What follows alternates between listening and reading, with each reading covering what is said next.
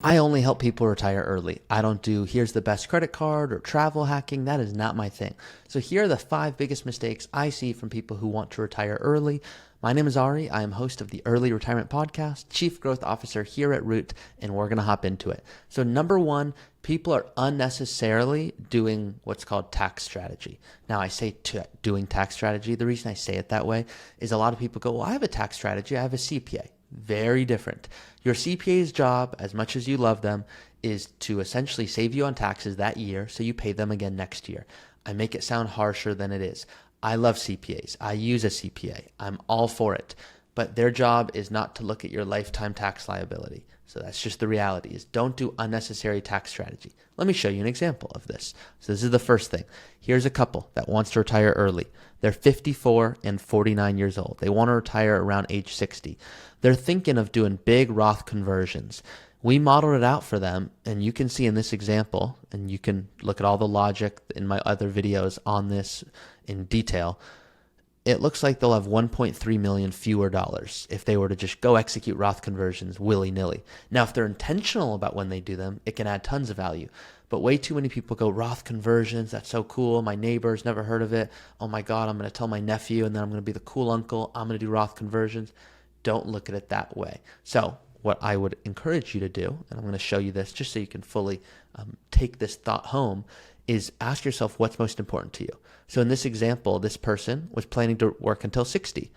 At 54, they were like, wow, it'd be nice to be done, and we'd love to spend more. We're talking $100,000 a year on vacation instead of $25,000. We're talking upping just basic expenses. Now, they don't have any children, so here's them passing away at $1 million, with $1 million, excuse me. Many of you are like, I'd rather work till 57, and I don't need $100,000 in a year on vacations. If I had 50, that'd be cool.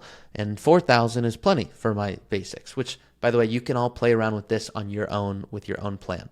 Well, now if we go back to the tax tab, you might see it's going to add significant value. You can see 20 million more dollars. It almost seems like fake monopoly money at that point. Well, the reason for that is their money is continuing to grow way faster than they can spend it. So conversions add more value. Now imagine they had children. Okay, it would be very different. Imagine, you probably don't want to pass away with $6-7 million. So this is based on many different growth assumptions that I'm not going to get into for the sake of today's video. Number 2 is people forget about healthcare entirely. Now the reality is I have clients that are spending $200 a month on healthcare, great healthcare, and they have $3-4 million. They're living off a brokerage account. The problem is many of you don't have this brokerage account, which I call a superhero account. So if we look at this example, this couple here, this is where their money is. 3.2 million in a 401k, 130 in a Roth, which means if they pull from their 401k, what's going to happen is that's taxed as ordinary income. You don't have a brokerage account to pay capital gains on, which keeps your taxable income really low. If you had a brokerage account and it was worth, let's say, $150,000, I'd be smiling, because maybe $100,000 is the cost basis and $50,000 is gains in this hypothetical. If you were to pull $120,000, so you have $10,000 a month to live, the first $100,000 you don't pay taxes on. That's your own principal. $20,000 of that is taxed as capital gains, which means your income is really low, so you can do all these conversions and fun stuff. In this example, if someone wanted to take, let's say, $150,000 out, just to show you how the logic works here, it's going to be a significant tax bill, because if you're taking out $100,000 or $150,000, married finally jointly, assuming, you're already filling up the 10 and 12% brackets, which means we're starting Roth conversions here at the 22 or 24% bracket. So why am I connecting this to healthcare? Well, if you keep your income really low, you can qualify for healthcare subsidies. You don't have to worry as much about paying significant amounts, because there are people that are paying $1,000, $1,500 a month for healthcare that we work with as well. We've seen both sides. So what I encourage you to do is plan for worst case scenario. So in this example of this couple here, healthcare, you can see they're not planning on it at all, but they need to. They need to plan on it until Medicare. So if we were to say, you know what, we're just going to put $20,000 a year, which I do think is a realistic estimate for some couples, you can see, yes, it makes an impact. Before it said 1.4 million, now it says 1.8 fewer dollars. So it makes an impact, but they're still okay.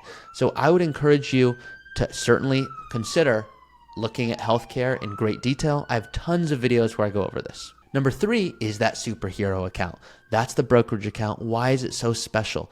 Because if you have 2 $3 million in a 401k, all of this money comes out and you pay ordinary income taxes. So say you want to live and enjoy retirement and you want to go travel and you want to go first class when you travel and do a home remodel or help a friend out and bring them on your trip.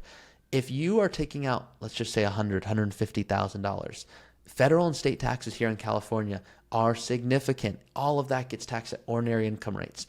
If you had a superhero or brokerage account, you could pay capital gains, which is either 0, 15, or 20%.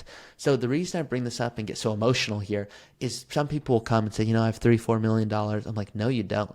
You have way less, because we have to know what are you actually having after taxes. And in so many instances, people like this are what I call qualified rich, cash poor. Most of their money is in a 401k.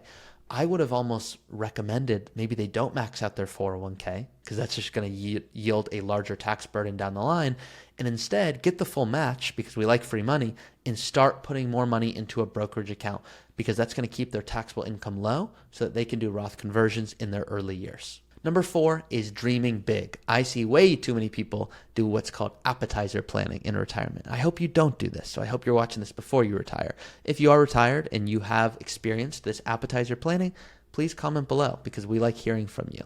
So if we go back to their plan, appetizer planning is my little joke for when people retire, but they're hesitant to buy an appetizer. Yeah, I retired, but I can't really stay an extra week because that wasn't in my budget if I wanted to travel. Or I retired, but it turns out I can't really decide to, for example, buy that car because that wasn't something I could do this year when I modeled it out. You don't want to worry about that. You want to retire and just enjoy life. So if we look at their plan here, there were things that they were saying they wanted to do. Weddings, RVs, home remodels. So we need to have a conversation. Would you rather work longer so you can afford these things? Would you rather, because what you can't do is say, I want to retire at 54 and I want to help out a friend with a wedding and I want to buy a new RV for $125,000 and home remodel for $100,000. Because if you were to do all of these things, what happens is there's way fewer dollars, and maybe for them that's still comfortable because 2.2 is still a lot at the end, but maybe it's not. In this example, they're still in a good spot, so not a great choice by me. But you can see the effect of modeling out these things. If they did want the original $100,000 a year on vacations, then it would put them in a tougher spot. So for most people, it's just a question of trade-offs.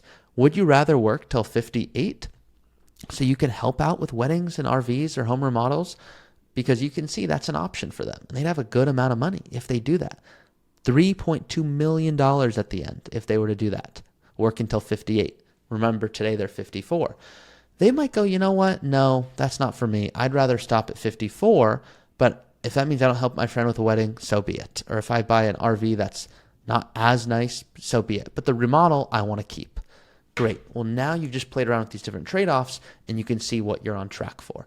So number 4 is dream big. If you need help on how to dream big, go to your profile, click on goals, and you can go add and see all of this: healthcare, long-term care, education, cars, vacations, weddings, downsizing, gifts. Everything's in here for you to be able to make your own plan. Then finally, number 5, what the heck are you going to do? So what is my first recommendation to all of my early retirees? Go and watch this documentary you can see on my screen. In and of itself, it's all about identity and purpose. Some of you are going to go, oh, this is like woo-woo.